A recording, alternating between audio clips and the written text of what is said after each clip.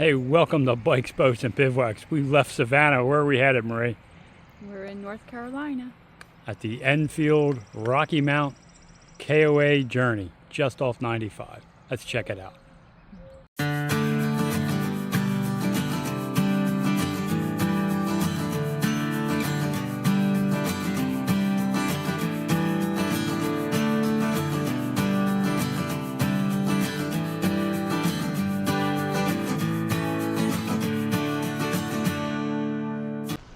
When you come in, you park right here. You go into the office to check in, and it's also a little store. They have the essentials there, and a couple that was working when we were here were very friendly.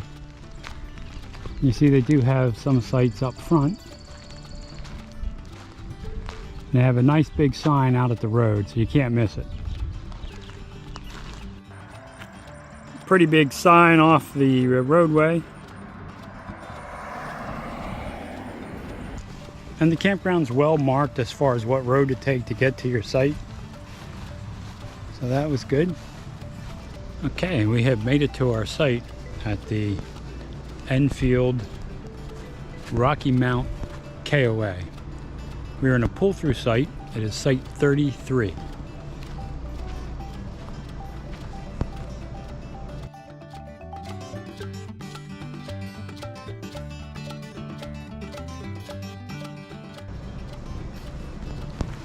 And you can see we have the end site. Got the flag hanging out. It's full hookups. We've got sewer, we've got water, and the electric.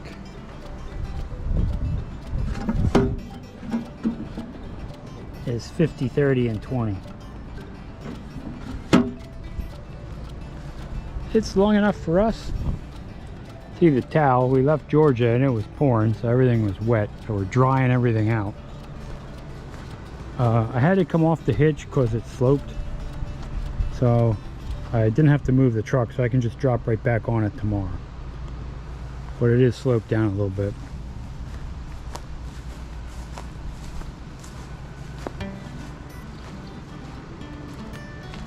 You can see over here on the fun side, I had enough room to put the awning out. I'm drying that out. We're drying all this stuff out. Drying all this stuff out. I mean, it was a drenching rain down there. We're drying everything out. On the fun side, we do have a picnic table. I had to put one board on it. It was leaning a little bit, so we threw that board on there and I put the jacks down to stabilize it.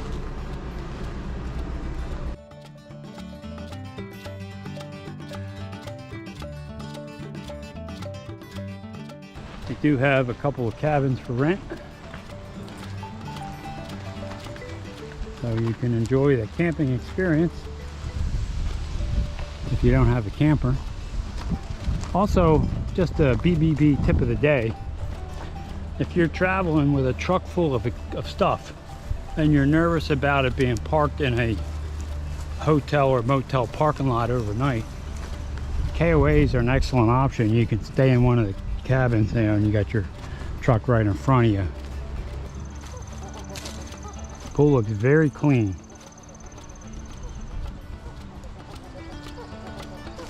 And you got, you know, part of it with shade and part of it in the sun.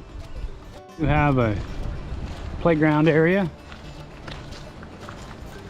with some climbing apparatus, a small slide, and they have the old school swings.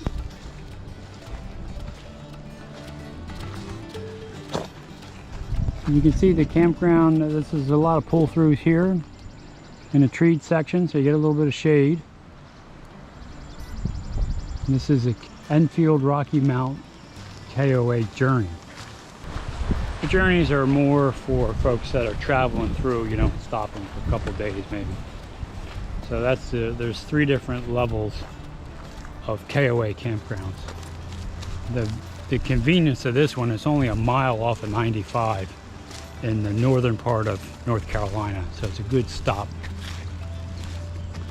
They do have a canine camp for the dog.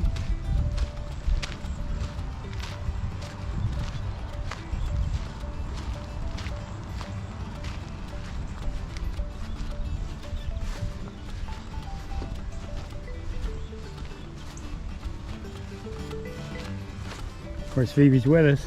Right, Phoebe? There's Marie. So they have a little bench in the shaded area, but it's pretty big, so that'll work. You do have a tenting area.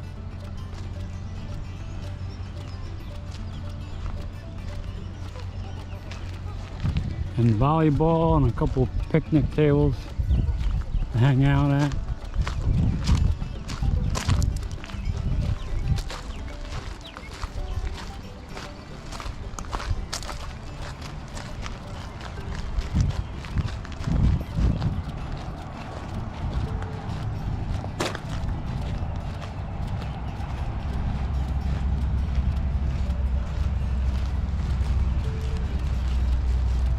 Here is their dump station in case you don't have sewer at your site. Now, our site is full hookup, and they have propane available for sale. The laundry, clean, air conditioned.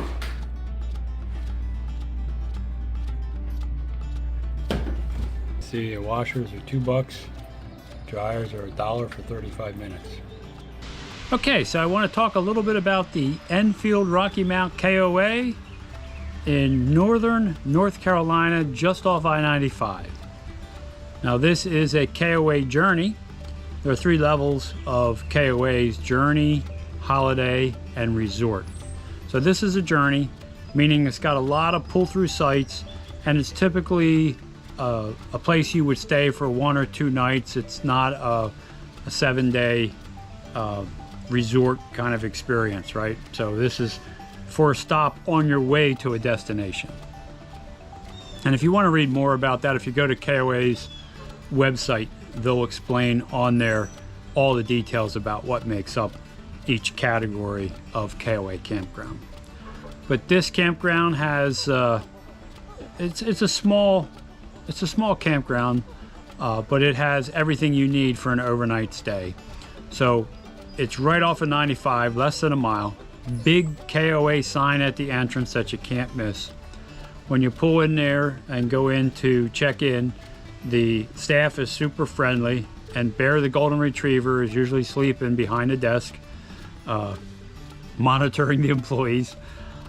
So the check-in process is really smooth. Our site was in the back. There are some sites that are in the front, but the majority of them are behind the building. And as I had mentioned earlier, the bulk of these sites are pull-through sites. So they're designed for you to pull in there, get a night or two sleep, and then head on out. So our site was relatively level. I put one board under the one side to level side to side.